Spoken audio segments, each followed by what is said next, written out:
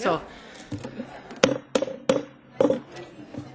dear sisters, dear guests, dear friends, this would be really lovely if you could take a seat. And I kindly ask to put hands up who has been with us last night. They're still to come. Yeah. So you are here because you were not there last night. We were there last night and we are here. So that's what we should prove solidarity, to be here in the morning as well. Anyways, I kindly ask you to sit down. Chers collègues, chères sœurs, si vous pouvez s'asseoir, ce serait super. Cool. Okay. So I just wait one more minute just to make sure that everybody feels comfortable. And I hope that you all prepare a lovely message for home. I hope you sent lovely postcards. Christmas is coming. We had a fantastic Hanukkah activity, don't forget. So just... Okay, that's fine, okay, I will get used to it. So dear sisters, friends, guests, it's a privilege to be here again. And of course, it's a pleasure to welcome you this morning. And of course, this is the last day of the WIP summit, or WIP summit. I'm particularly pleased to have the privilege to introduce our keynote speaker, Mrs. Jóhanna Sigurðardóttir, and of course her wife. I think it is really fantastic that you are with us, because you are a pioneer women when it comes to breaking the glass ceiling and demonstrating what women can bring to decision making. You have been, for me, a very inspiring figure. You have been a member of the Iceland's Parliament for Reykjavik constituency since 1978, winning re-election on 8 successive occasions.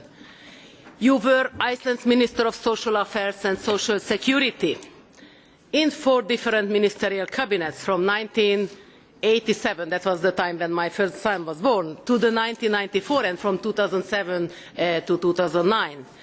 Jóhanna became Iceland's Prime Minister on 1st of February 2009, and I just would remind you that was a deep crisis. No man wanted to take over, so please take this into consideration. While being the first woman to be Prime Minister of Iceland, you had to face the harsh consequences of the financial crisis that had hit your country very hard and led to the collapse of its banks. So you managed to address this crisis and help restoring trust in the political and financial institutions on your country, while ensuring that such situation wouldn't happen again. Important decisions were also made to ensure the protection of Iceland's natural resources. And of course you did all this with the strength and integrity that define you, while carefully listening to the concerns and anger of the Icelandic citizens confronted to an unprecedented crisis. I don't want to say how boring meetings are, because you are not leading them any longer. They are crying. They understood what difference makes when women are leaders and leading positions. And of course, associating citizens to the political life and decision making was not an empty word, since under your leadership that was launched the first crowdsourced constitution project in the world. A tireless advocate of women's rights and gender equality, you also did a lot for LGBT rights and helped making of Iceland one of the most progressive countries in the world on those issues. Therefore, after the video message, because of course we should listen to the video message, but I ran away to the airport, so I just wanted to make sure that I can deliver this personally to you. And dear sister, it would be fantastic if you could listen, because this is a woman who is a model for all of our sisters in the world. So thank you so much.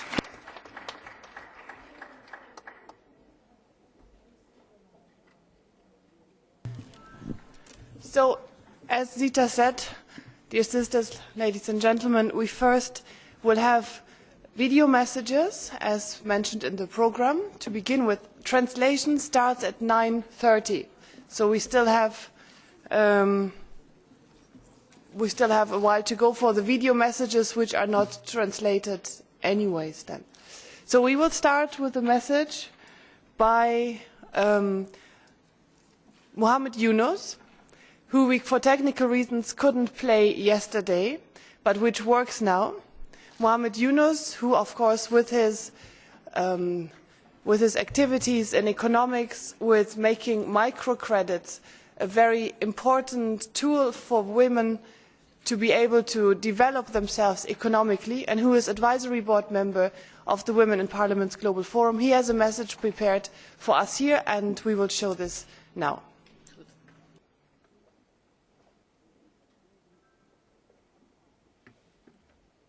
My greetings to all the women leaders in Women in Parliaments. This is a very powerful body of women who are dedicated to changing the life of the women, particularly poor women. And that's where our work comes in. I have been working with the poor women for the last 30 years, starting with the microcredit, lending tiny little money to poor women so that she can start doing things on her own, generating income for her own, so that she feels a worthy person. She feels she's someone who can take care of herself. She can take care of her family, her children. And that was the beginning, with a very small amount of money. All I want to do is to protect women from the loan sharks who are charging exorbitant interest rate and putting other harsh conditionalities on them. So I thought, why don't I lend the money instead of people going to the loan sharks? So I started it, and it worked. Women loved it, and gradually we created a bank called Grameen Bank. And today that bank has 8.5 million borrowers in Bangladesh, and 97% of them are women. They own the bank. So this is a bank for the poor people, particularly poor women, and it's owned by poor women.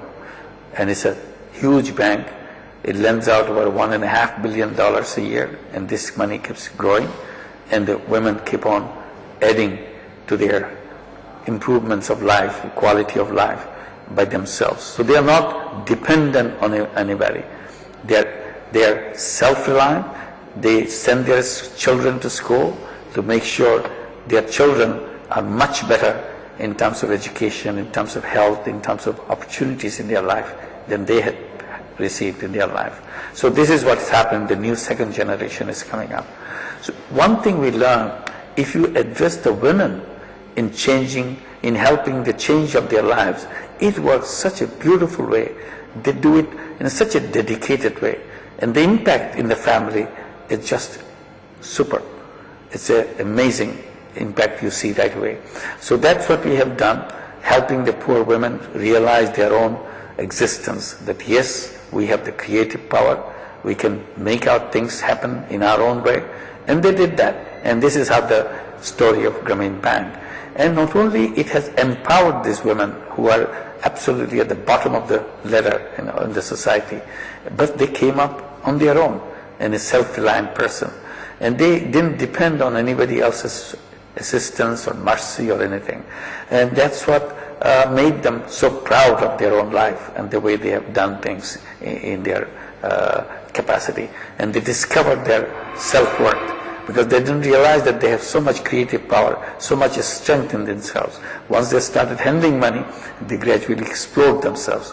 So the money that we give is not simply a loan, that a money amount that one has to pay back, which is true, but at the same time it becomes a tool to explore themselves, finding out the capacity they have locked up inside of them, never knew that they have so much power. So what that empowerment women has taken place in Bangladesh impacted in so many other things, beyond the preliminary idea that this will happen. It happened. The whole society of Bangladesh has changed. We have become the first, I shouldn't say first, at least one of the first countries perhaps, to achieve the Millennium Development Goals. Millennium Development Goal number 1 is to reduce poverty by half by 2015. And Bangladesh has achieved Millennium Development Goal number 1 in June of this year, in 2013, which means 2.5 years before the end of this term, about achieving Millennium Development Goals in 2015. So which is a tremendous accomplishment. And it could happen because we empowered women in many ways, in many directions, in healthcare, in bringing financial services, bringing education to them. In many ways, that has helped achieving the goal, the Millennium Development Goal #1. So this is very important to address that, how to bring technology. We try to bring technology to the women, because once the women have the financial services at their disposal, once they have the technology in their hand, once they can enter into many diverse areas of their life, about healthcare, about education, about information, communication, and all those things. So this is what we are trying to do, bring education, bring technology in the hands of the women, particularly poor women. And now the second generation is much more empowered because they have the technology which never dreamt it could happen. Young people have access to internet, access to mobile phones. Bangladesh has 160 million people. Out of the 160 million people, there are more than 100 million people who are subscribers of mobile phones. So you can imagine mobile phones is everywhere, in every single village, every single family. So that has transformed the life of Bangladesh and put us into a situation where we can transform the society in a fundamental way. And that is because we have focused on women. So we need a lot of things to happen through you, the leaders of women, women in parliaments. We need a lot of legislative changes. Like, for example, there is no law. There is no law to create microfinance banks for the poor, because the banking law is basically a law to create bank for the rich. There is no law to create bank for the poor. There is a big difference between the bank of the rich and bank for the poor. Bank of the rich is dependent on collateral. So the more you have, the more you can borrow. But the bank for the poor has no collateral requirement at all, completely trust-based, is done on the basis of trust. And all other things designed in a way, it follows from the basic principle of running it on the basis of trust. But we cannot create a bank for the poor with the law of the bank for the rich. So we need a separate legislation for that, how to create a bank for the poor everywhere, so that these banks can serve the poor people. Similarly, in many other areas, there is no institutional facility for women. So how to do that? So policies to be designed, institutions to be designed, concepts to be designed for women. And then women can come out. They are people in a bottle. It's tightly kept so that they cannot come out.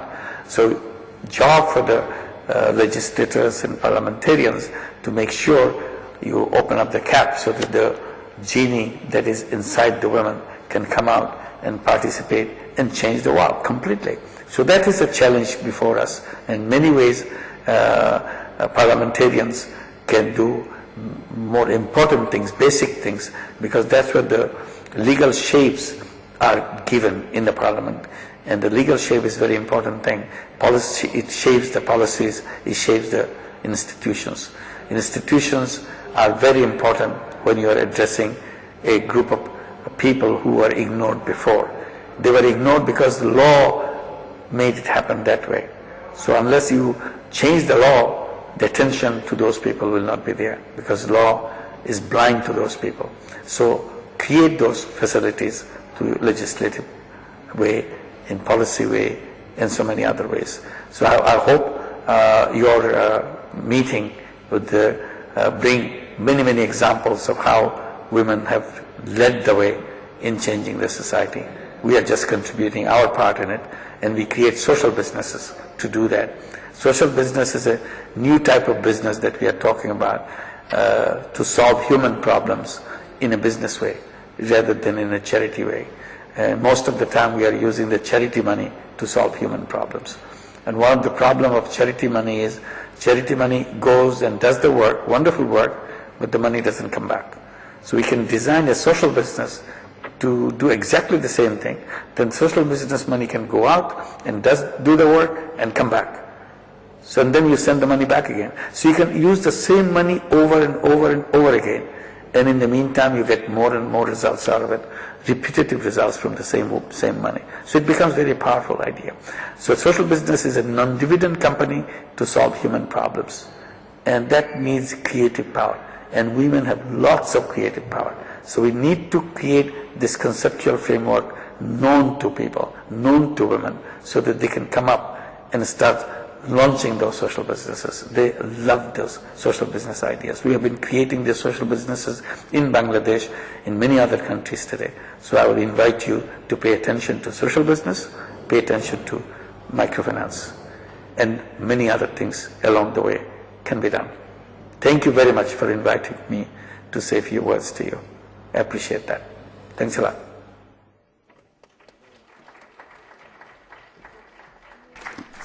So this was a My message. greetings to all the women leaders in Women in Parliament. Maybe the tone. Good, thank you. This was a message by Jóhanna Mohamed Yunus. Juste un mot, on va avoir la traduction à 9h30. 9h30, là, on commence avec le discours de Jóhanna Sigurðardóttir. Avant, on n'a pas encore la traduction. Je m'excuse pour ça, je ne comprends pas pourquoi, mais on n'a pas. Alors, on continue encore avec 2 messages vidéo. Jusqu'à 9h30, ça sera le discours de Jóhanna Sigurðardóttir et tout le monde peut suivre dans sa langue, donc en français, espagnol ou anglais. I'm just saying we have translation as of 9:30 for reasons that I'm not aware of. So, but until then we have 2 more video messages. One by another advisory board member of the Women in Parliament's Global Forum, Irene Cousin, who is the Executive Director of the United Nations World Food Programme. Please.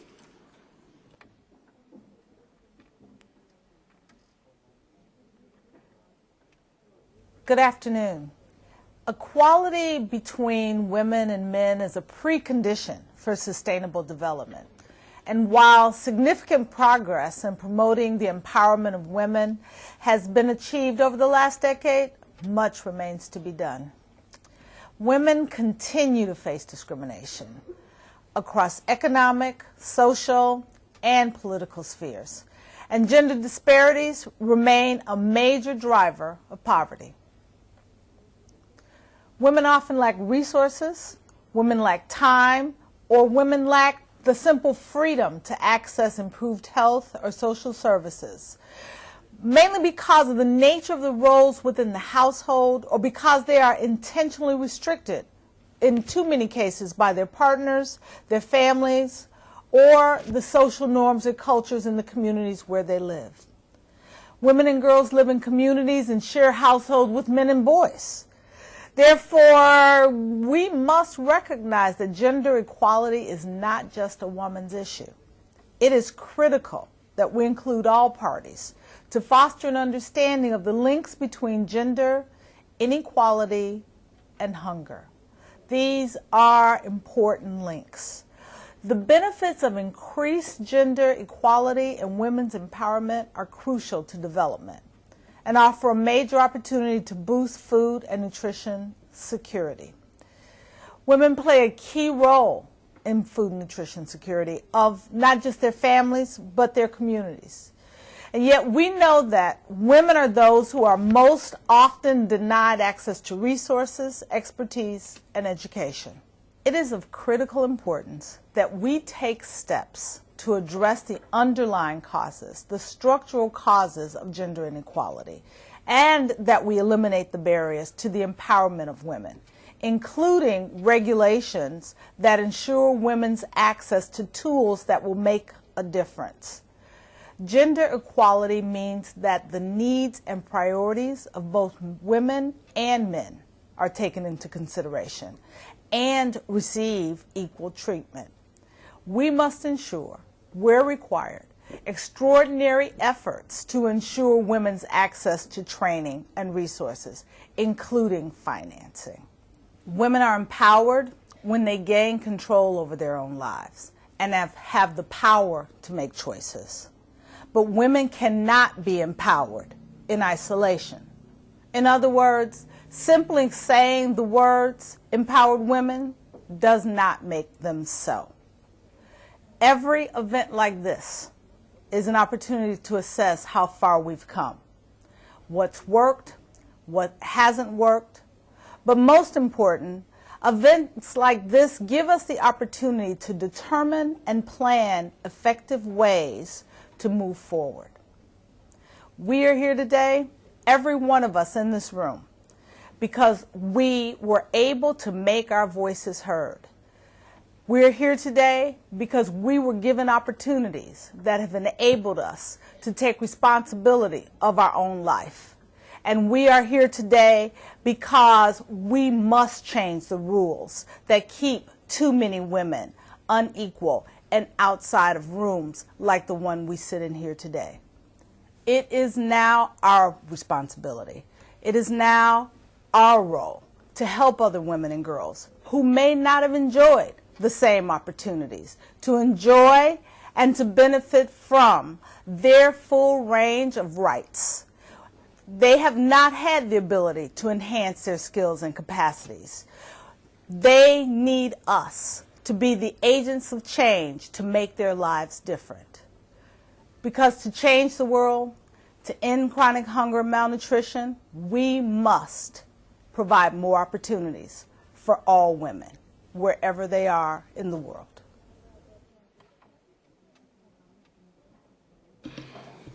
Thank you very much. We have one more video message. But if you allow me, I really would like to listen to my great friend, Jóhanna. But meanwhile she arrives, I have a fantastic announcement. If you have not signed yet the joint declaration 50-50, please make it.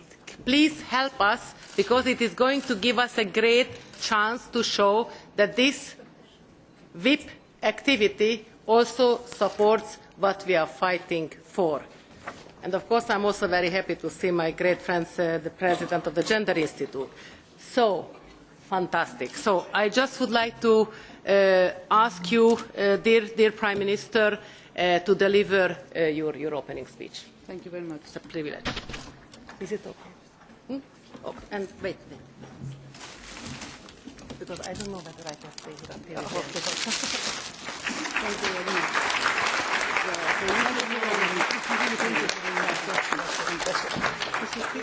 Yeah, of course. The flowers that come, no, give the flowers back. Sorry, techniques and women, you know.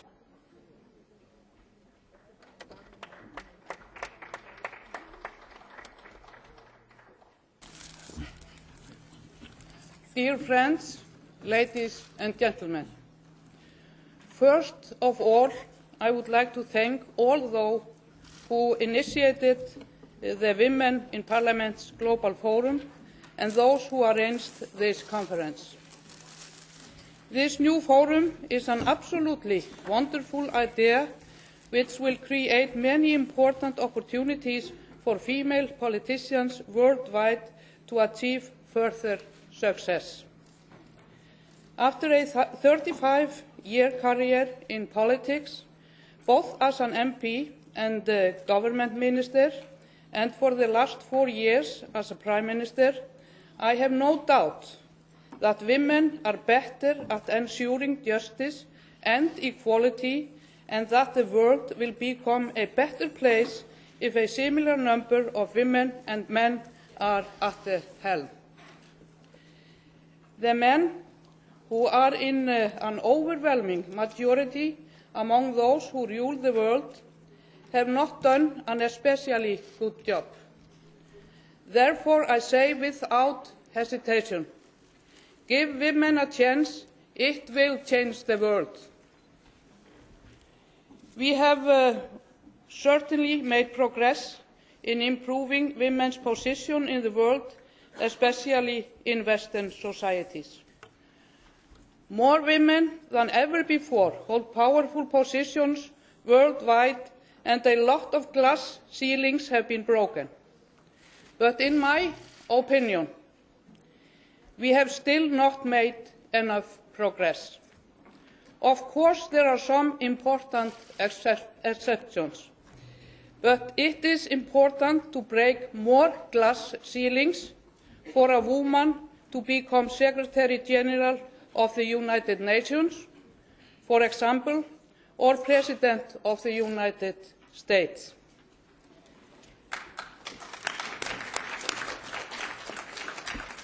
I have no doubt that it would make a huge difference if women got elected to such powerful posts. And if we strengthen women's role in the economy, it can raise growth prospects and improve development. The IMF argues that simply having as many women as men in the labour force could boost economic growth.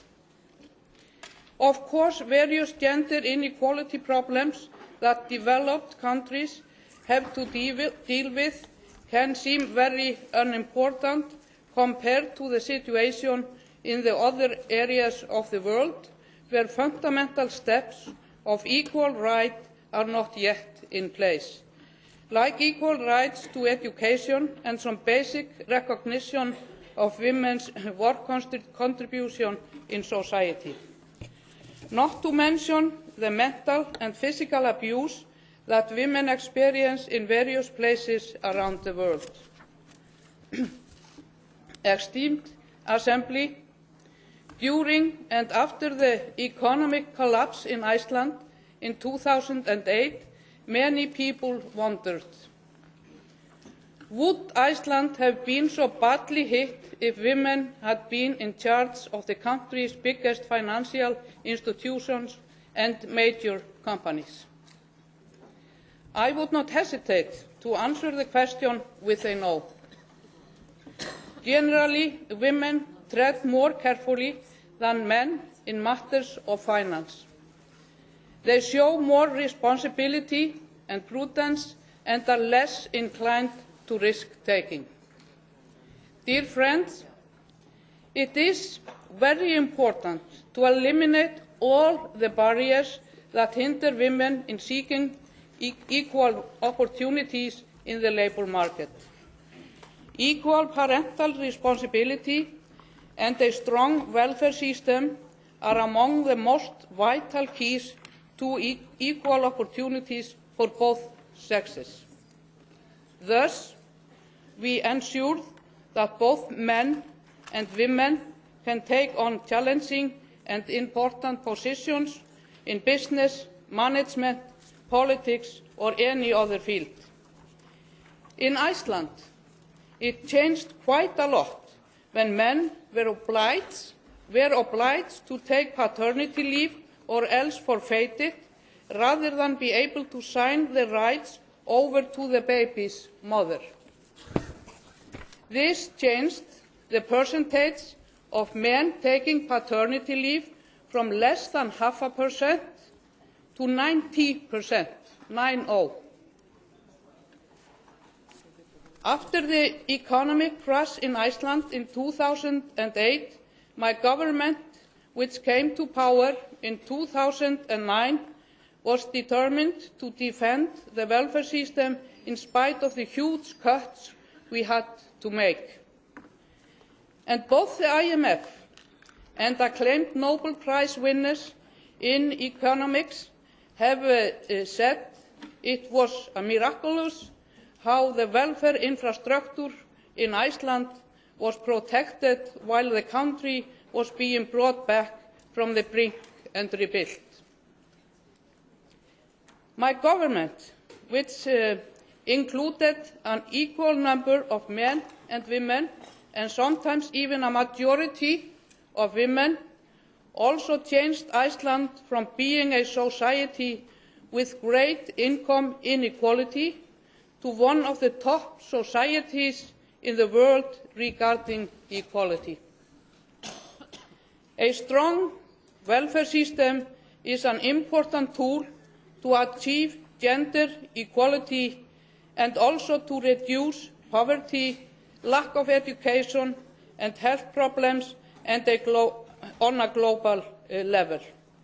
Another key factor is wage and asset equality within each society and between nations. The British social epidemiologist and author Richard Wilkinson has studied the consequences of inequality. According to him, uneven distribution of wealth has an enormous impact on social problems, crime, violence, health and the well-being of children. Wilkinson's research has shown that there are more problems in all these areas in rich countries where there is a great economic inequality. So more equality is the key to a better society and a better world. During my premiership, we also passed law that guaranteed women a minimum of 40% of all seats on the boards of public and private companies and pension funds where women had been less than 10%. It is imperative that those who are in charge always view all issues and decision-making through a gender equality lens. By doing that, my government introduced a budget that was put together with a gender equality compass. That is, all decisions presented in the budget were made with equal rights in mind. Thus, it is no coincidence that Iceland was last month at the top of the World Economic Forum's Global Gender Gap Index for the 5th year running. The list is put together by considering issues like political participation, economic equality and access to education and health care. When I became Prime Minister, Iceland was facing bankruptcy and my government got the unenviable task of cleaning up the mess and restoring our society. Iceland was struggling with the hardest economic conditions that have occurred in the Republic's history, and we were the first country to be hit badly in 2008. And this caused much disillusion. Bonfires were lit, and full social revolt seemed inevitable. Our community burned with conflict and rage. But Iceland is now, 5 years later, well on the way to recovery. I therefore want to end my speech with a short poem by a respected Icelandic poet. It is simply called Woman.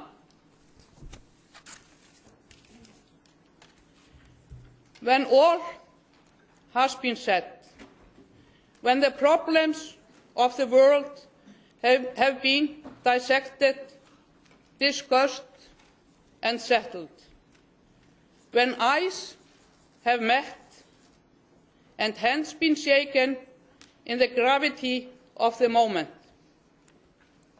a woman always arrives to clear the table, sweep the floor and open the windows to let out the cigar smoke.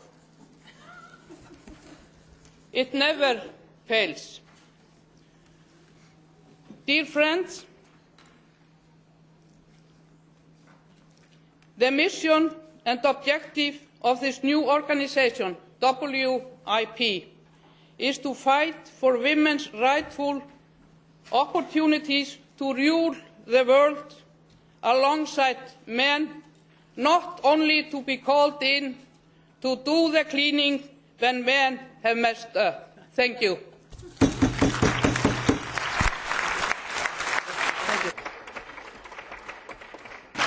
Thank you so much. I think it's a great privilege that Jóhanna is with us, and I just would like to tell you that there is a fantastic woman in the room, Francesca Ratti, who is at the back because she's always hiding herself. So before I leave, I just would like to thank her, especially her great engagement in the European Parliament, for her and of course for her team, because of course it's a teamwork. And now of course my beloved friend Silvana is going to sit in my place, because that was a fair share of work. Now I go to Oradea because I really would like to be with autist children, but I just would like to thank you for being with us, and please help us to find the best place for VIP next year, because we really have to continue this fight. So thank you very much for your great contribution. Thanks, Jóhanna, again. It is always a privilege to be with great women all around the world. Thank you so much.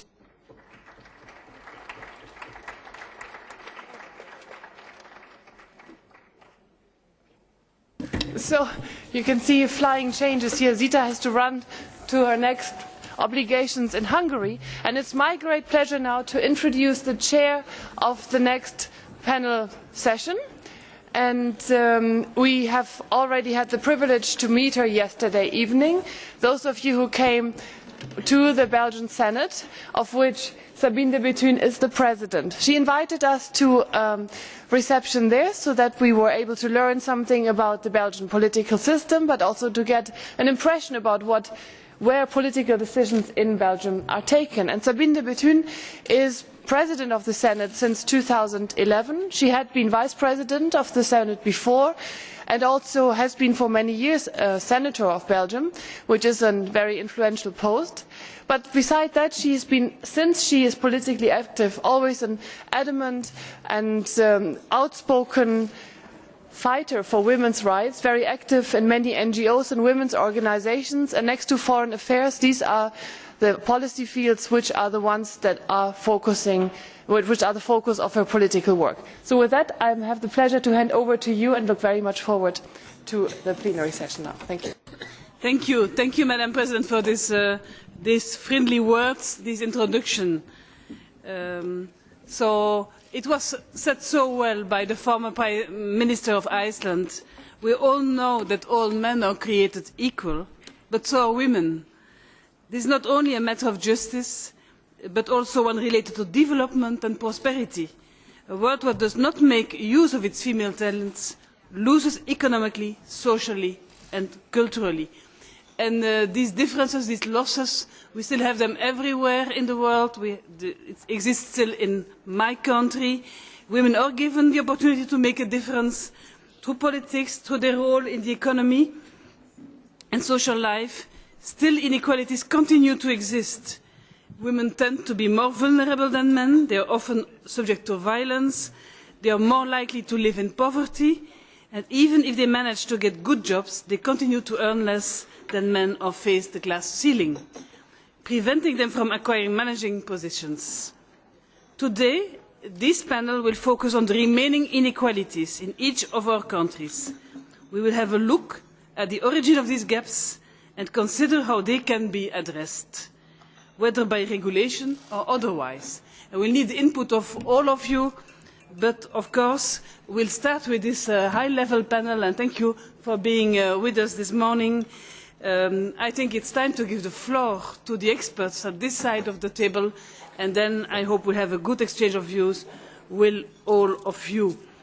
So I will just introduce the first speaker of the panel. The objective is that each of us is speaking short time, just giving a few ideas so that we can have an exchange with the plenary.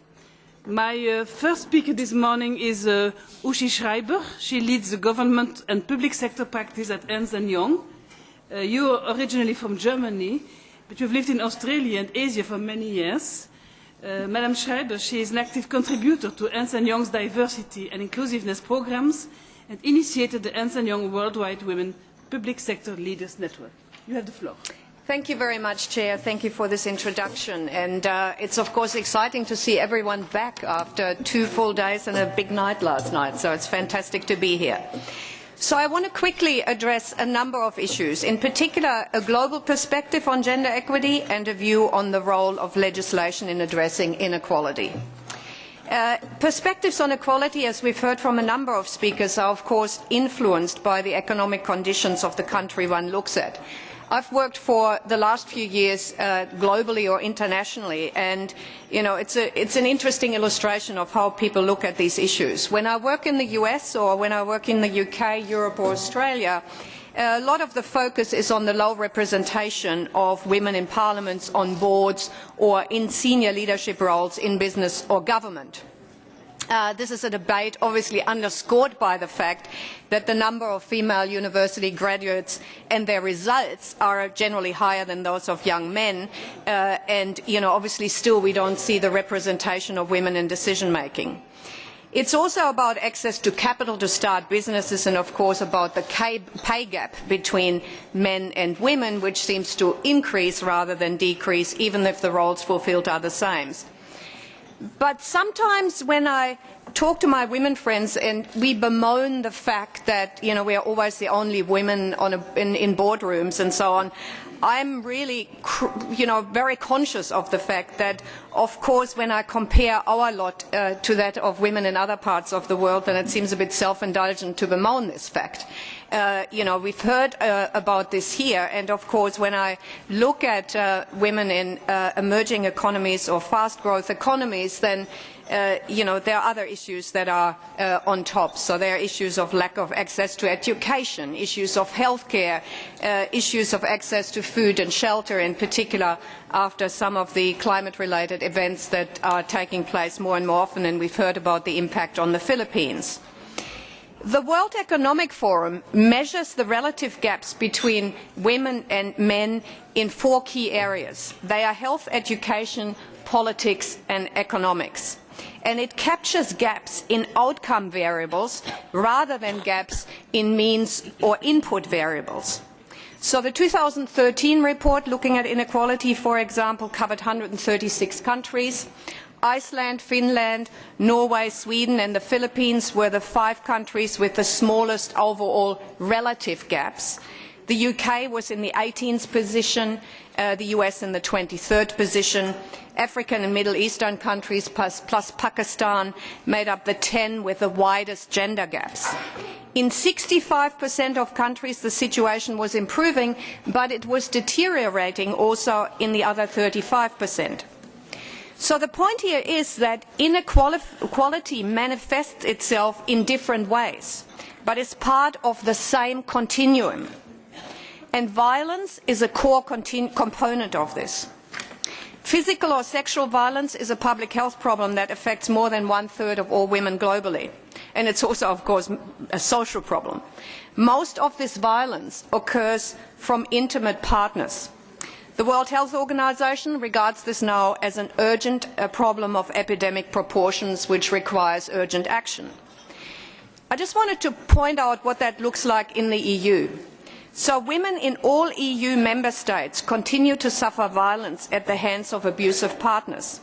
1 European woman in 4 experiences domestic violence at some point in her life, and between 6 and 10% of women suffer domestic violence in a given year, and that's just the numbers we know of.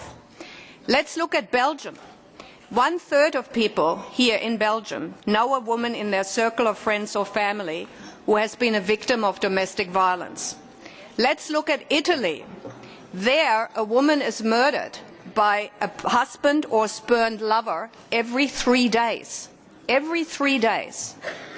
In the European Union as a whole, 84% of people consider that domestic violence is unacceptable and should always be punishable by law.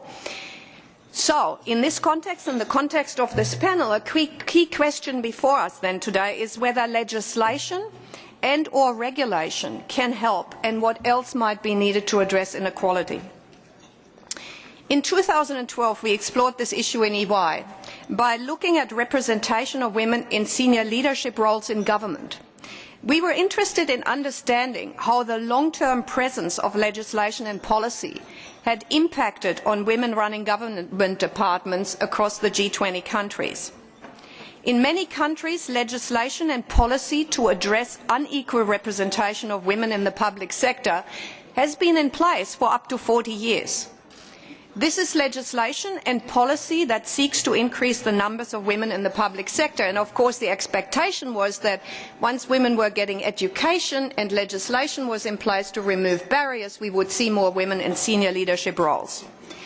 What we found is that legislation is really important and it makes a difference and it is a foundation. But legislation alone is not the answer. First of all, we found that in 14 out of 20 countries across the G20, women occupied far less than 30% of the leadership roles. So small numbers. Only one country, Canada, reached a representation of 45% of women in leadership roles in government. Now, this is despite the fact that across many G20 countries, women constitute a significant part of the overall public sector workforce. Take Russia as an example. It has the highest number of women working in the public sector, 71%, but only 13% of women in leadership roles. Women ministers, members of parliament and board members are thin on the ground. So, coming to practical ideas, if after 40 years of implementing gender equality legislation we still do not see high numbers of women in leadership roles, what more is needed? I believe it needs 4 streams of action, which when taken together will increase the representation of women in leadership roles. So the first action clearly has to be legislation. It's important to address visible barriers. We know that legislation and political reform are fundamental to reversing women's underrepresentation, and legislation in this context is important to deal with equal employment opportunity, to address open discrimination, to safeguard maternity leave and to ensure other protections of women in the workforce and in public life. But legislation alone will not do it. Secondly, we need cultural transformation to address the invisible barriers. Unconscious bias, or conscious bias in many cases, is powerful and pervasive. There is now plenty of evidence that shows us that all of us have different expectations and perceptions of what men and women can or cannot do. This is irrespective of a woman's academic qualifications, experience, credentials, or actual capabilities. We need to address this. We need to address this by speaking up when this happens in the workplace or elsewhere, by addressing inappropriate behaviours and attitudes head on, and of course by improving recruitment practices. We need role models for women in leadership. Women need to see other women succeed, and women need to actually see women behaving differently as leaders in leadership roles. In my own organisation, I declared recently that from here on I would only appoint women, and I have started to do so, much to the surprise of some. The women are actually there, they're just not visible to some. And finally, and in closing, I just want to remind all of us that we need to remember that dominant forces in society don't give up power easily. In other words, dominant forces are interested in maintaining the status quo, and the status quo is sought by those who have participated in designing the rules of the game and stand to benefit from those rules. Since the status quo is defended by the dominant power, only the very strongest of powers can plausibly threaten to change it. So, it takes women working together to force the issue and use legislation, change management, mentoring, support by women, for women, and everything else we've got to change. Thank you. Thank you. Thank you, Mrs. Schreiber, for drafting this frame, strategical frame. We'll come back to that. Now I would like to give the floor to the second panelist, Mrs. Nino Burjanadze, is a former acting president of Georgia and the current speaker of the Georgian Parliament. She has a PhD in international law and worked as professor and expert consultant for several years before becoming a member of parliament in 1995. From 2000 to 2008, she was vice president of the Parliamentary Assembly of the Organisation for Security and Cooperation in Europe. You have the floor, Madam President. Thank you very much. It's a great honor to be here. It's a really pleasure that we have such a wonderful forum of women because we have lots of issues to discuss. I want just to make one announcement. I am not a speaker right now of the parliament. I was a speaker of the parliament until 2008, and from 2008 until now I was on opposition in the country, and a few months ago I was running for presidency. I was running for the presidency in Georgia, and I think I can really say that the campaign was really very good, very effective, and I had meetings with hundreds of thousands of people.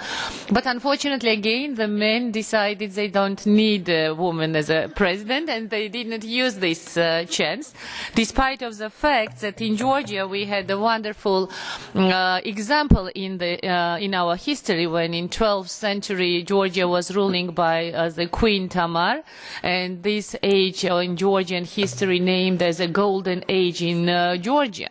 I hope that women have a chance in nearest future again, because first I am not going to live the political life, so I am not going to give a calm life to the men politicians who are not doing really lots of things in correct way. And of course we have more successful women, quite a lot of successful women in Georgia. But nevertheless, right now we have to speak about the problems which exist in the country.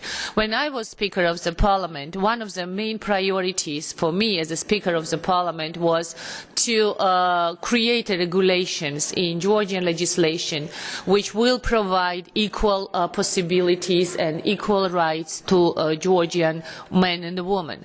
And on the level of legislation, it was really done quite successfully. So I can say right now that in the Georgian constitution and other legislation, we ensure gender equality. And in fact, Georgia has ratified several international documents which prohibit any kind of discrimination. At the same time, during my presence as a Speaker of the Parliament, first time in Georgian parliamentary history, I created a special council of gender equality, which was specially focused on issues of these irregularities. But unfortunately, we have to say that regularities are not enough. Despite of the fact that in many countries, and maybe probably in most countries, on the level of legislation we have solved these problems in major countries, nevertheless these regulations are not working. And we all, especially in the countries of not traditional democracies, let's say, we all faced with the problems that one thing is what we have in the legislation, and another thing is, does this legislation working really? How we can implement the legislation or rule of law or rules which we are trying to put in the legislation, how we can implement and how we can provide really equal rights to men and women. In Georgia we have no problems, such problems as inequality, for example, in education, inequality in the health care, but still we have, despite of the fact that, for example, we have representation in the parliament and we had 15.6% of women in the parliament, it's not enough. We all understand it quite well. Despite of the fact that Georgia was among the countries in early 20th century, in 1918, we gave a right to vote to women, and Georgia was the first country where Social Democrats won. Nevertheless, we still have the same problem as you mentioned right now, when we have lots of women who are very active, who are very seriously involved in participation of NGO sector. There are a lot of women who are teachers, who are doctors, who are just really involved in public sector, but a number of women who are involved in decision-making problems, really not enough. Yes, we had a Speaker of the Parliament during 2 terms, woman, we had acting President woman, we had a candidate for presidency woman, we have a minister's woman, but it's not enough really to provide equality to the woman. What we can say is that globalization and related processes of globalization bringing the opportunities for women, this is for sure. But at the same time, we have to mention that these opportunities we received at the same time with the threats which the globalization brought to the woman. Economic crisis, this is a problem which has created serious problems for involvement of women very seriously in decision-making problems, because they have to do a lot. They have to take care of their families, and at the same time they have to be active on the social arena. So what we can do? We know quite well that there were serious examples of bringing quotas for ladies, for women, in northern countries and some other European countries. Is it a solution to bring the quotas? It's not 100% for sure, because quotas are giving the possibility to bring more women in the political life, but it's not always providing really just active involvement of them in the parliament, because we have examples of some parliaments where we have some representation, but it's more formal than real possibility for women to have any kind of influence on the decision-making process. So I think that such an important organisation and such an important meeting which we have right now, we have to elaborate a new action plan how to solve the problem of women, because we are here despite of lots of resolutions of United States, despite of lots of resolutions of the European Union, despite of many know-hows which we are trying to implement. But as we are discussing so many problems, as we know quite well that the problem of involvement of decision-making process this is not issue number one. Because when we are speaking about domestic violence, when we are speaking about slavery, when we are speaking about elementary problems, we understand that we still need to do something. So I hope that next year, or maybe even earlier, we will have a possibility to have some kind of meetings and to have a new action plan how to solve the problems, and not to be sure that only regulations, only legislation will bring this possibility to solve these problems. So I don't want to continue anymore, because I have to give, and we have to give the possibility to other women represented here to express their views. I wish to you all success. I wish success and peace to your countries, and I hope that we will meet again and we will find a way how to create real equality, which is so necessary to have.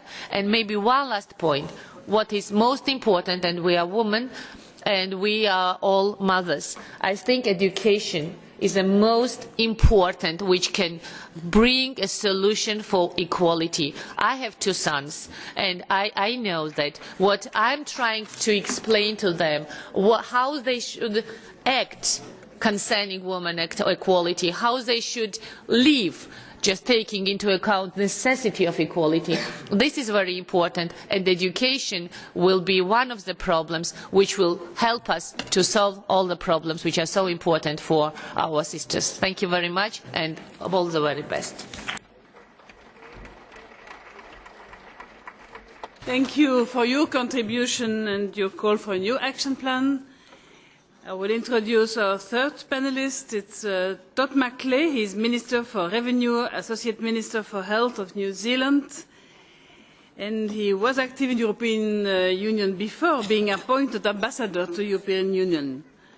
Apart from his political career, he has founded and owned a number of successful businesses. You have the floor. Thank you very much. Kia ora, no tātou, tēnā koutou katoa. Bonjour.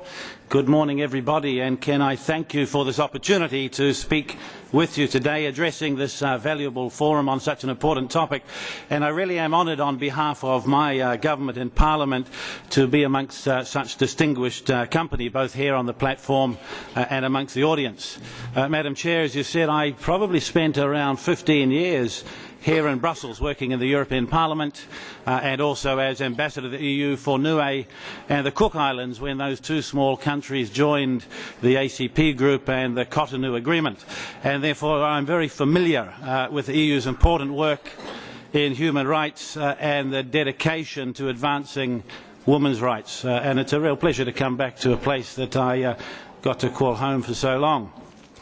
Likewise, New Zealand has a strong commitment to equality. I want to recognise last night that New Zealand was the Oceania recipient of the Closing the Gap Award here in the Parliament in recognition of our ranking in the World Economic Forum's Global Gender Gap Report. And as well, this year marks New Zealand's celebration of 120 years of women's suffrage. And indeed, yesterday, the 28th of November, 120 years ago, in 1893, was when we first held elections where women in New Zealand were able to vote. At that same time, the first woman was elected to public office anywhere in the Commonwealth, and it was a mayor in New Zealand. The first woman elected to our Parliament in New Zealand took some 26 years after the vote was given in 1919.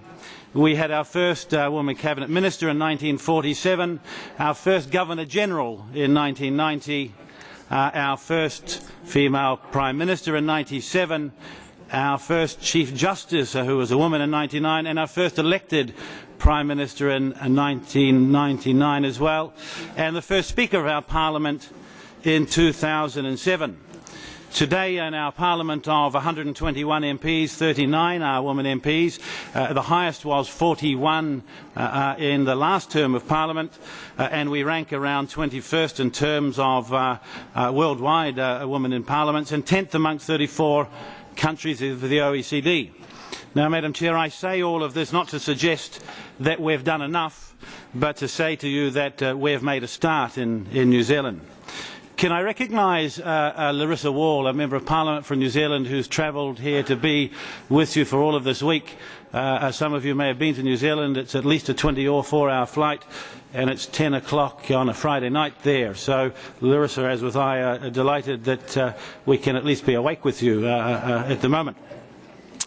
What I want to say, though, is today our commitment to the advancement of women is reflected in the strong position women in both public and the private sector face. I remember one of my parliamentary colleagues, I came into Parliament 5 or 6 years ago, who was appointed Minister of Women's Affairs, and during the global financial crisis I remember her reflecting that of all of the companies listed on our share market in New Zealand, those that had a woman sitting on the board actually fared very well through that period of time. And the companies that didn't have a woman female representation were many of the companies that didn't do so well and that had great challenges. She then went out to promote this to the stock market and to New Zealand companies to promote the idea that they too should be looking to include more women in the governance of their companies. But she very quickly learnt the thing about New Zealand, it's not just New Zealand, many countries, is that when you go and tell somebody to do something because it's good for them, they use all of their energy to fight against you. But wisely she worked out, since most of the boards she was trying to affect were full of men, if she was able to convince them it was their idea, they'd get on and do the job very quickly. And she was quite successful in that. As a small, ethically diverse and fair-minded nation, we, very much like the EU, remain committed to human rights and fairness. We prefer inclusive policies and negotiated solutions both domestically and in our international relations. This is reflected, I think, in our position in the United Nations, where we, I believe, have played a leadership role on many issues, development, decolonisation, disabilities, and, importantly for today, topic gender issues. 120 years ago, as I mentioned, we made history in granting universal suffrage first, and we are today still, I believe, walking the walk on towards equality. One of my responsibilities in Parliament is Associate Minister of Health in our government, and I want to take an opportunity to address in particular the question of equality, equal access to health and social services. We've heard other talk today about whether regulation is the best way to address inequalities and access to health care and other services. Instead of delving deeply into strictly regulation, because I think sometimes sometimes we pass regulations or laws in part make ourselves feel good because we think we've done something about an issue, but we don't always have the effect we hope to upon the problem that we're trying to fix.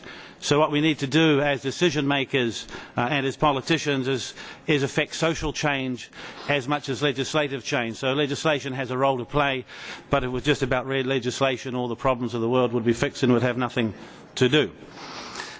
So I want to talk a little more broadly about what we've done here in New Zealand. One of the policy frameworks developed and implemented in New Zealand as part of the government's focus on families, alongside a coalition partner, a Māori party, is a holistic approach to health and social services, a program. We call it whānau ora. It's based on an age-old principle that it takes a village to raise a child, and the program works to empower communities and extend families, to support families within community context rather than individuals in an institutional context. While the program has a focus on increasing predominantly Māori access to health and social services, it's available to all New Zealanders in need, and it's about one car going up a driveway to provide the help that all of that family needs, rather than those individuals needing to go out and find help for themselves. And we know for those less advantaged, more often than not, they don't find their way to that support. It has a broad co-benefit for increasing women's access for women to health. This includes greater access in a culturally appropriate manner to traditional women's health services such as cervical smears and mammography, as well as greater access to social services for the prevention of family violence and access to advice on, for instance, things like stopping smoking, whilst providing outcomes for families and the community and programs and so on. Madam Chair, I hear you tapping, and so I'll do exactly what I'm told. I want to finish, I suppose, by saying that the topic we've been asked to address today is that all men are created equal, and so are women. And so, not as a representative government, but as a member of Parliament, I want to say that I want to go further and say that men and women are equal, and that as policy makers and leaders, it's our job to ensure that so many more people accept this statement, both in practice and in reality, and together we still have much work to do together. When considering and challenging some of the historic norms of leadership, I think we must think of our wives and our daughters. My daughter, I want for her to have equal opportunity in anything she wants to do, to go on and lead our country, should she choose to, because she's capable and because she's equal, and to achieve because of who she is, not being disadvantaged or held back because of the perception of what she is. So can I say thank you for the opportunity to come here today. It's a real privilege. I'm so glad I was in Europe and able to join you, and wish you the very best for the rest of your discussions. Thank you. Thank you, colleague, for sharing your experience and conviction. Thank you for that. The fourth panelist in the row is Rula Al-Farra. She is a member of the House of Representatives of Jordan and president of the Freedoms and Human Rights Committee. She has a PhD in Masters in Educational Psychology and a Bachelor of Fine Arts. She has been an editor, program director and presenter for several TV and radio channels, and I think you were the first female parliamentarian to win the elections at national level through a nationwide list. We're happy to listen to you. Thank you, Madam Chair. It's an honor to be here with you. بسم الله الرحمن الرحيم وجعلناكم شعوبا وقبائل لتعارفوا إن أكرمكم عند الله أتقاكم صدق الله العظيم. All men are created equal, so are women. But are we? Once Queen Rania of Jordan responded to religious discrimination against women in the world, saying, "We need not judge women by what they wear on their head, we need to judge them by what they have in their head."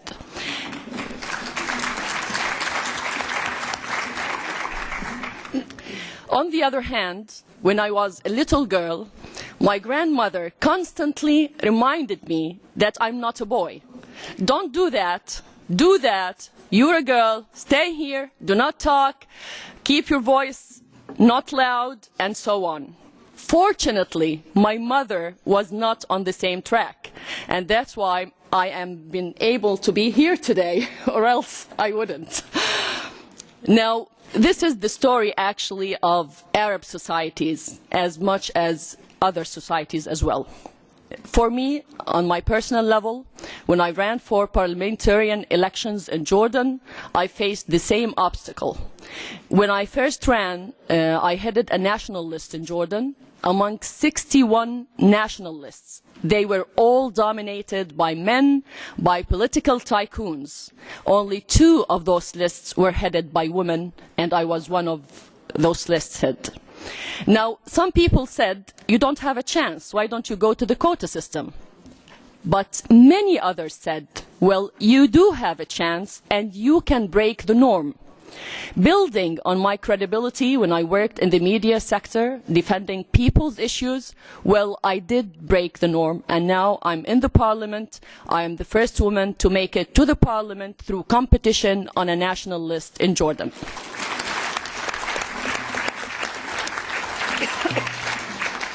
Since 2003 until now, 2013, we have moved in the Parliament of Jordan from 0 female parliamentarians to 18 female parliamentarians, thanks to quota and to the progress in society as well.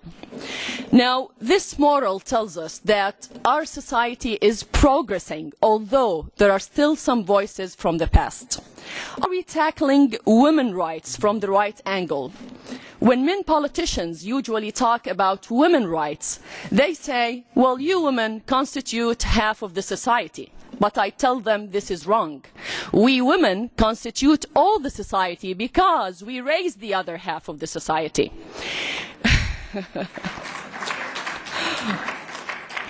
When women are marginalized, it's all of the society that is marginalized. It's not only women. A society, a human society, cannot fly with a broken wing. It needs both its wings, healthy and flicking, to rise up to the sky. There is no democracy without women, because women's rights are human rights. There's no good governance without women, for we are the least corrupt and least inclined to trade public interest for our own interests. There's no good decision-making without women, for we use both our hemispheres when men usually use their left hemisphere. There's no peace without women, for we take social, emotional, and moral considerations into account. There is no future without women, for we are the agents of development. This logic needs to be made obvious, but unfortunately it isn't the case for many societies around the world. In the beginning of history, human societies were matriarchal. Yet, when roles changed for both men and women, authority took patriarchal forms, and this is where human suffrage started. With the change of roles, the social status for women changed, and thus their rights were negatively affected. With men dominating politics, economy, religion, science and technology, and even arts and literature and media, women rode in the back seat. This was accompanied with a cultural conception of women being physically and mentally weak, and a religious conception of them being sinners. Two ideas that developed into a trend where women were treated as sex objects, inherited as property, and were subject to violence and degradation. Fortunately, this reality is changing, with the change in our roles following the industrial, technical and IT eras. Women now are steering economy, making policies and reshaping societies through creative leadership. Yet, gender gaps still exist. What could be done to bridge those gaps? Is there a way for equality? Well, yes, there is. Unfortunately, it's not a highway as suggested in the paper. It's a local road with lots of bumps, lots of traffic lights on the way, and we have to ride on that way. Now, what needs to be done? I propose 10 solutions. First, keep on driving our car. We need more female role models all over the world, more successful women in the tough fields classically dominated by men. Will it be through quota? Well, let it be. in the parliament, municipalities, governments, boards of directors, but we need to modify the quota system to bring quality women, for their performance is our sole guarantee for change. Second, reduce poverty rates. Poverty is women's biggest foe. It is the iron barrier that blocks our capabilities and diminishes our rights. It prevents us from being the catalyst of sustained development, which takes us back to a lower status that we are fighting to change. Why not establish a world fund for the economic empowerment of women and the reduction of poverty? This fund could deal with both organizations and individuals on big, medium and small level businesses. Labour and social security laws also have to be constantly modified to assure better conditions for us women, and it is about time we count for home economy as a real part of our official economy. Women are heavily involved in non-structural, non-organised economic activities, and neglecting our productivity in those areas is yet another act of discrimination against us women.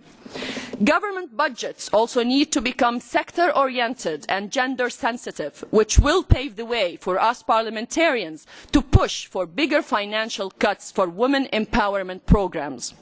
Are we full citizens? Well, apparently not. Despite CEDAW and BPFA and the Millennium Declaration and all UN resolutions and conventions, women are still treated as second-class citizens all over the world. In many societies, women are unable to pass their citizenship to their spouses and children. Some of us are denied the right for education and self-actualization, and some are not allowed to choose their husbands and where to live and how to move around. Some are not allowed to vote or run for elections, and some marry at the age of 9. Some are abused and denied basic freedoms, and some get parts of their genitals removed. What to be done?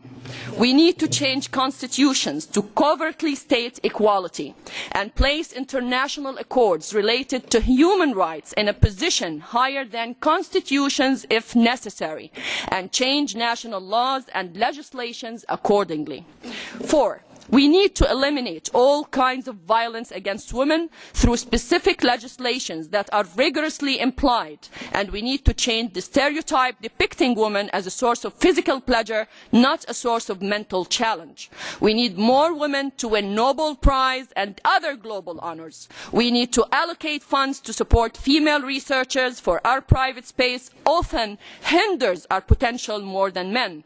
Positive discrimination is needed at this stage. 5.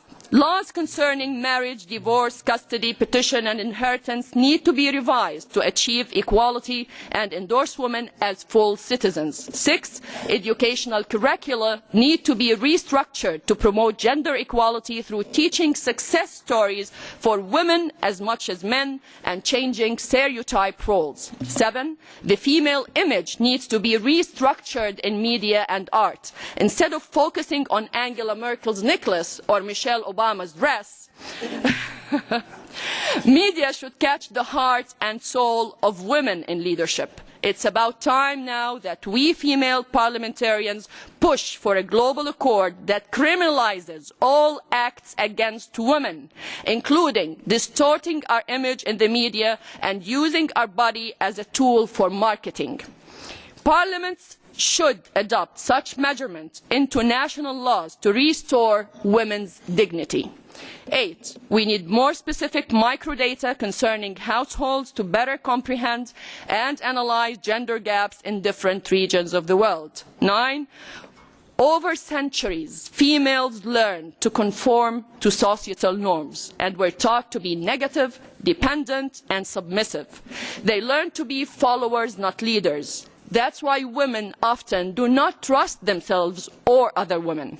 We need to reinforce self-esteem among women and change socialization types, creating androgenic personalities where both males and females enjoy the better qualities of feminism and masculinity. How?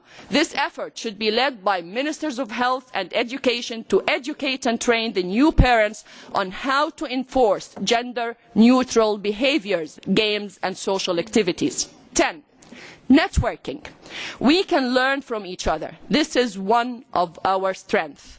When a woman hits a rock, she often turns around because that is what she had been taught. And that is why we don't have many women in politics, for politics is a giant rock. We need to listen to each other and to each other's experiences and let them inspire and motivate us.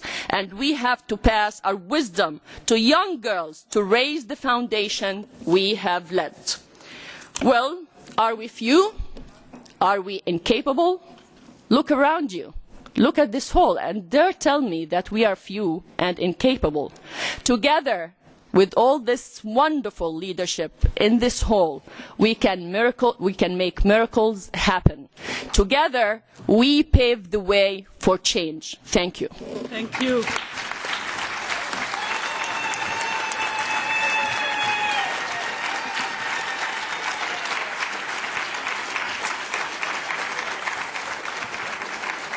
Thank you. Thank you, and we are drafting that new action plan that Nino was asking for, so we are on a good way working together. The next panelist is Irene Torshie Addo. She is member of the Parliament of Ghana and currently the minority whip in Parliament. She completed her master's degree in law with a focus on gender studies. She worked as a lawyer until becoming Ghana's deputy ambassador to Washington in 2006, and in 2008 she was elected member of the Parliament, and you got re-elected in 2012. You have the floor.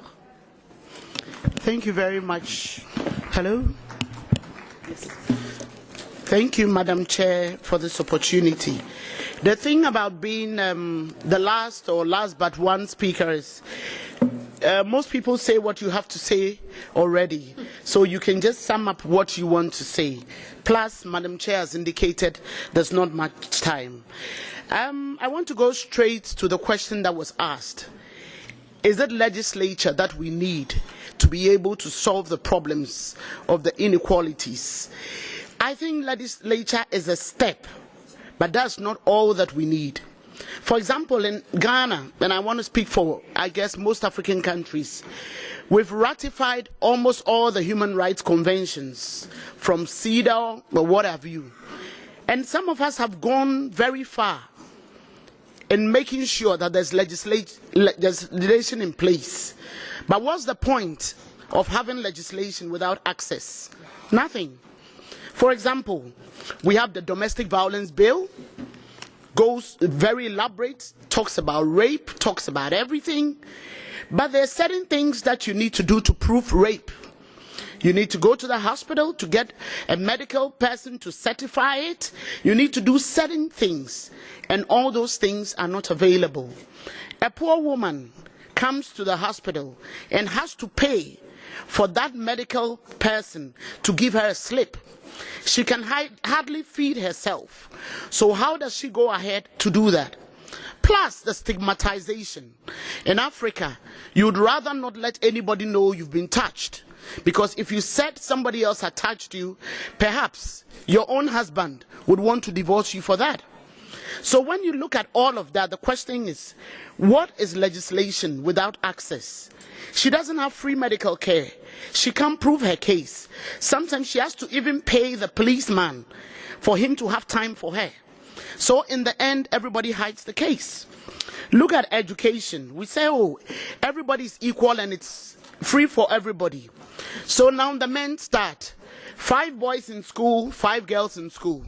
But what if there are 500 girls and 200 boys? Equality doesn't mean 5-5. It must be based on some kind of proportions, and there must be some kind of status that goes with it. I would advocate that one of the things that we need to do is to educate our people. And in education, I think the time has come for us to push it through the primary school level. I remember when I told my daughter, no talking whilst eating. One day, we were eating and I decided to say something. She said, Mommy, no talking whilst eating. The time has come for us to teach our young boys from 6 years, when they get into school, that women's rights are human rights. The time has come for us to go for international conventions, and it must be inscribed that women's rights are part of the syllabus in every institution, so that right from the time that they are kids, they know that it is wrong to hit a girl. It is wrong for a man to beat your husband. The time has come for men to speak for their wives and not only for their children. I enjoy it when I hear, like the other man said, I want my daughter to be able to do this and that. Then I asked, what about his wife? We want everybody to share the same thing. There should be legislation backing, there should be budgets backing legislation. For example, in agriculture, women grow food, men grow cash crops.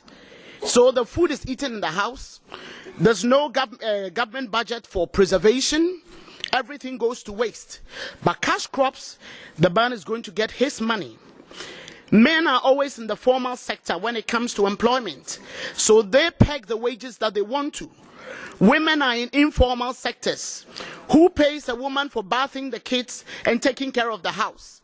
It's okay to say we are all equal, but are we really equal? I want to end here with a little story that I came across as a lawyer and as a member of the Federation of Women Lawyers. There was a lady who had three children, three girls, and then she got pregnant with a fourth. We had passed a law that allowed you to give birth free of charge. Antenatal and everything was free. But you see, abortion is still illegal in my country. She had three girls, and I believe at that time they must have been 7, 5 and 6 or something, 7, 5 and 3. So she got pregnant with the fourth, and she decided, because she didn't have money, it was safer for her to have the child than to go for an abortion, because she had to pay, and it wasn't right, it's not legal, you have to pay, so she had to hide. So she had the child, and after having the child, 2 days later she put the child in a bag, tied the child and put the child in a bin. Now she was caught, arrested, prosecuted, and when I met her, she had done 6 years in jail. By that 6 years, when she introduced her children to me, her first child was 13, had a child and was pregnant again. Her second child was pregnant at 11, and her third child at 8 years had been raped 4 times. The question is, who determines the right for a woman to carry a child? Is it our faith that is led by men? Is it us? Do we really have to just look at legislature in a context of faith without adding the reality of the day to it? What becomes of Mary? We had to pay, we had to make a case for her. Thank God she was released last year. But you tell me, there are so many women out there that so many people are making their lives miserable. She didn't know any better. She wasn't too educated. So she chose the path of freedom. Freedom because she didn't have to pay. She didn't have money. Perhaps if she could get help from the hospital, perhaps if her children could get help. In Ghana, family planning is not free. So why make legislature and provide for reproductive health, free giving birth, without making adequate provision for family planning? The time has come for us to rise. Some 20, 30 years ago, when we went to that Beijing conference to fight for equal rights, we were talking about legislature. Today we are asking donor countries, World Bank and all those out here, before monies are given to some countries, you must ask them to sign up for certain things. They must, by all means, put in their budgets allocations of freedom to make women's rights a reality. Thank you.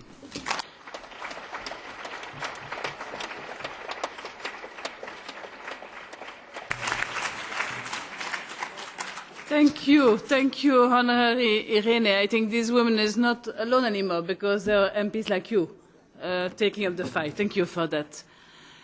My last speaker in the row is Virginija Langbakk. Virginia, you have been the director of the European Institute for Gender Equality since 2009. And here in Europe, we are very proud of that institute. And I hope we can exchange also experience among the instruments we need to get to equality.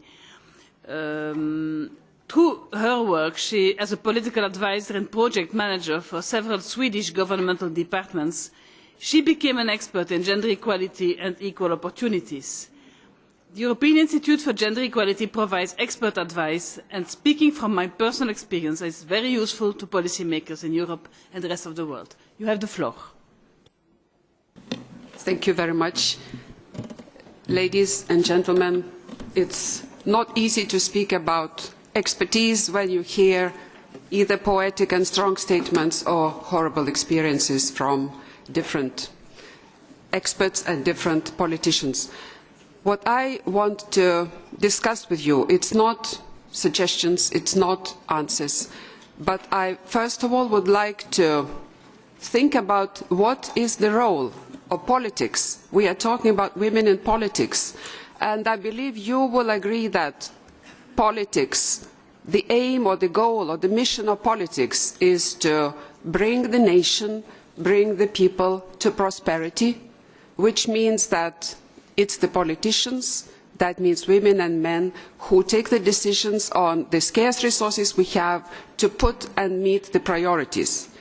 Now, if we talk about how we usually select the priorities, it's not the expertise, but it's usually the case, the practice, that either the political leaders educate the nation to realise which are the challenges and then on which priorities to put the resources, and then the nation supports them, or it is the civil society which brings up, which educates the political leaders, and then it's them who bring up the priorities and then put the resources to solve them. Now, if we think about what exactly in that case, where will we place gender equality? Is it a political priority? And the question, of course, is very much related to how the political leaders solve it. And I have a personal experience when we were working with Rwanda. It was just before the elections when we, during the cooperation project with Sweden, we had a delegation from the Ministry of Housing and Local Authorities, and then suddenly, you know, there came a message they had to come to visit to Sweden, and then the message is we cannot produce for you the list of participants. It's President Kagame saw the list, and then he said, I see 22 people, and out of those, 2 women only. Come back when you have half and half of women. So I mean, that is a very simple, at the same time very easy way to educate the people. So to me it is also one of the very, very small examples how political leaders can influence, and still how much Rwanda is really educating all the leaders, which is a good example of that. Now, if we talk about regulations, do we really need regulations? And also, if you take about different examples which were mentioned during those 2 days, first of all, for me, and it's very important that we discuss when we talk about the framework, we talk about human rights and we talk about gender equality.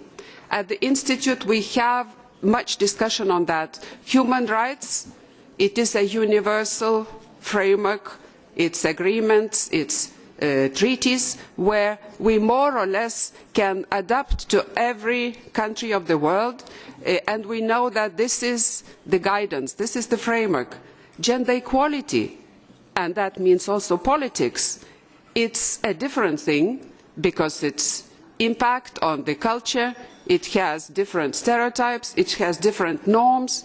So when we talk about do we need a regulation, on the human rights side, on the legal side, we have it. And it's very often it is already decided which is the direction. But when it comes to gender equality, it's very difficult to see what the regulation could be, and also the implementation even of the laws. So if we talk now, let's say we have in all the treaties, most of those who signed the UN different treaties and CEDAW Convention know that we have the obligation to mainstream gender equality into the laws. Do we do it? We have the obligation to implement gender impact assessment. European Union has it in treaties. Do we do it? We have to do the gender budgeting. I have not seen, except for few cases, where gender budgeting is really implemented. So regulation most probably wouldn't be the only thing to solve it. Maybe we have some other measures to think about. And now about the highway. We talk about, to me, the highway is some destination to prosperity, to come back, which politics is the driving force. And if we think now about prosperity, of course we have to measure it, and the measuring on the nation would be the gaps between women and men. So when our institute developed Gender Equality Index, I think you still can find it outside, which is the first index, extremely broad, measuring very different indicators and covering many areas. What did we find out about the European Union? You have the same laws, you have the same requirements, but the outcome, the result, from the same platform for women and men is different. So what does that show? That shows that on the highway to prosperity, to be equal, men and women, we have very many gender gaps, or as we would say, potholes. So that means, if we say that for the European Union, we found out that in the index of the Gender Equality Institute, we found out that it's 30% gap between unemployed women and men who are born in a foreign country than the one they are living within the European Union. What does it say to us? If we found out that it's 30% gap, and also negative, of course, towards women, 30% gap between women and men on single parents, what does it say to us? So the gap is the warning sign. It should be stop. The highway, you cannot just go without thinking. Stop, there's a gap, which you have to mend it. Next gap, you have to mend it. So to come back to the question, are we created equal? I think when all the gaps, all the potholes are mended, we will reach the prosperity, and for that we need really to think, to make the leaders aware of it, to accept that that the gaps have to be mended, and that's the only way forward. Thank you.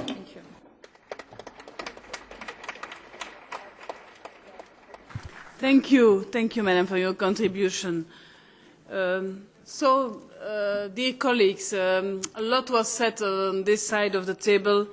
Is legislation enough? No, it's not enough, but it's necessary. But it's not enough.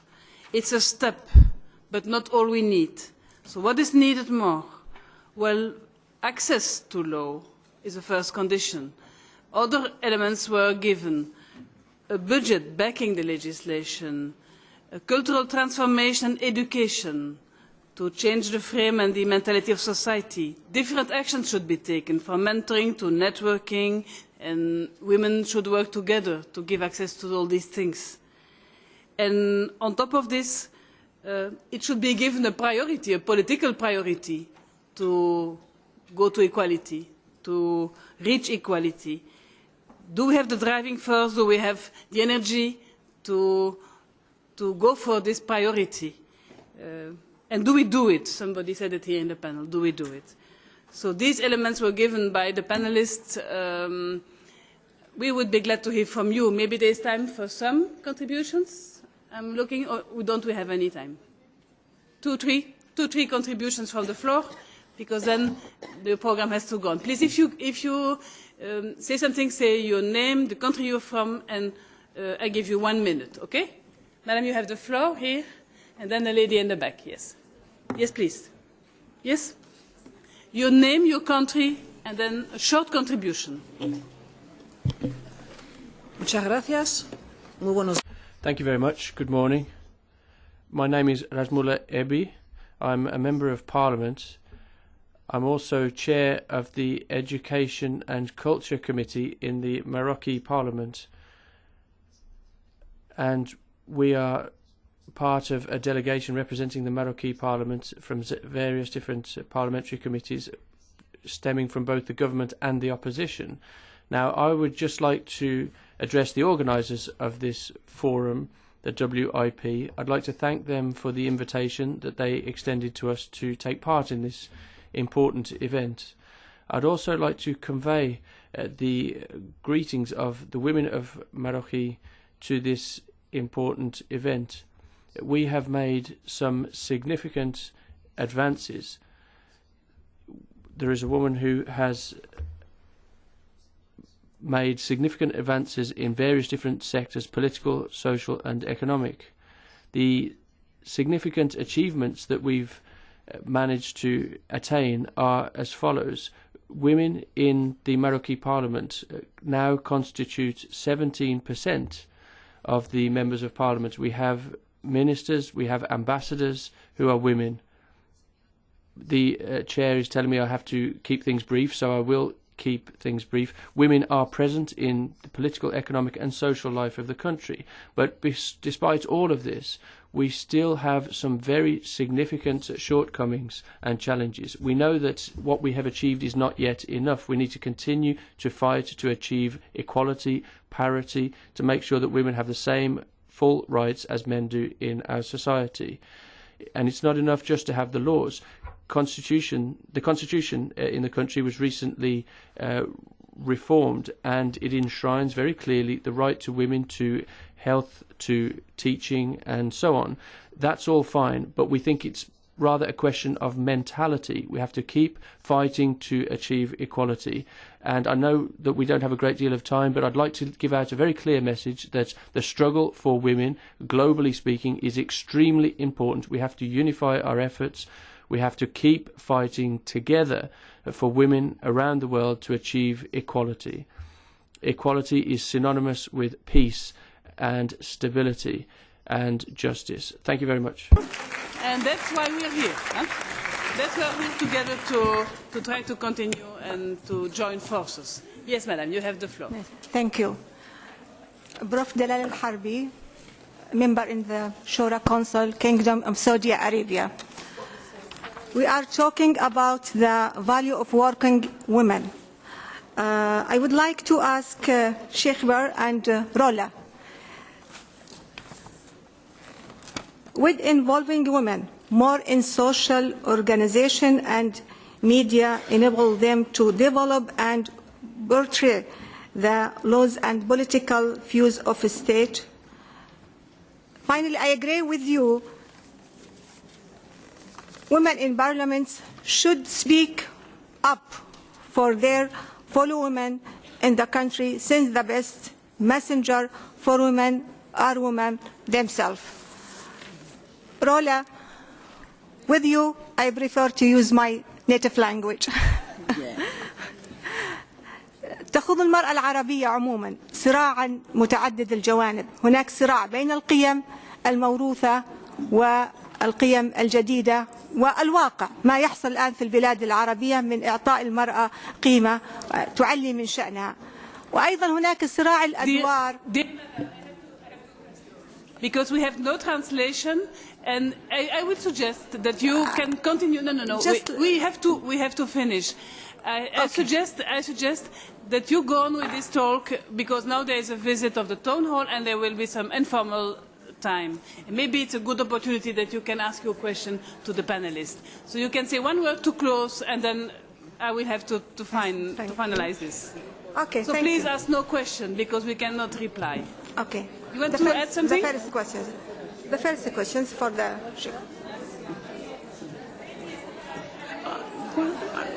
energy in the room. But that we have to finish. We have to finish. So, excuse me, you are member of parliament, and the clock is finished. No, there will be no more contribution. No, please, one word. One word. Madam Marin will explain what we can do. Just for one question. I asked the President what we are allowed to do. Please, you have the floor. Then you come here. You can join us, please. So we are beginning to fight for our rights immediately.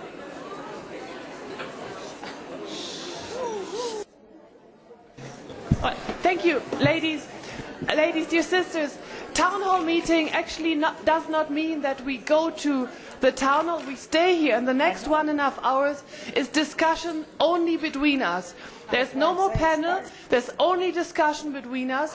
1.5 hours room for intervention, for reflecting on the discussions that we have heard on the panels, and discussing where do we want this forum to go from here. What are our needs? What are our wishes?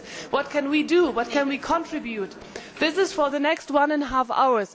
And I think it's a very good transition from the last panel to the general discussion, because many of the things that have been raised on this panel, where you, I see, want to react to, can be very good components of the next 1.5 hours discussion, where there's no more speaker on the panel. It's just us discussing where do we want to go from here, what were the things that we thought were important in the last 2.5 days.